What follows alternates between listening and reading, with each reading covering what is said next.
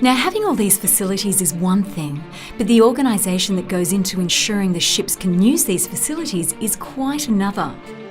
It's no small task. With some ships costing over $130,000 a day to rent, you can become unpopular pretty fast if there are hold-ups, because it's going to cost somebody lots of money.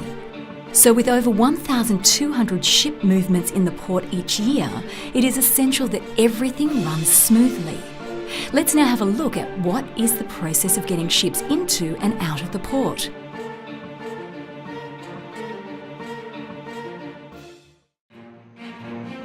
All ships have to come through Port Phillip Heads to get to Corio Bay. Entering the bay and navigating the channels is challenging and risky work, so every ship is met at sea by a marine pilot.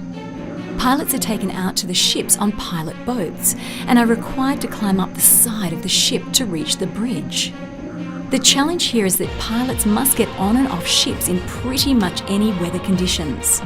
Imagine heading out on the pilot boat in 8-metre swells and then having to climb up the side of the ship as waves are smashing into the hull. It's a very risky business. Once on board, the pilots then work in an advisory role with the master of the ship to help with the safe navigation through the heads and down the channel to Corio Bay and into the port of Geelong. Now, Port Phillip Bay, including Corio Bay, is massive and covers over 1,930 square kilometres, but it isn't very deep. In fact, the deepest spots in Port Phillip Bay are only 24 metres. What this means is that ships can't just go anywhere they like in the bay. They can only travel in well-defined and marked shipping channels. These channels are like deep trenches that have been excavated through the bay and are deep enough to ensure that ships don't get grounded. The channel leading into the Port of Geelong is only relatively narrow, at 120 metres. Considering ships can be nearly 50 metres wide and over 240 metres long, there isn't much margin for error, and there can only ever be one ship in the channel at any one time.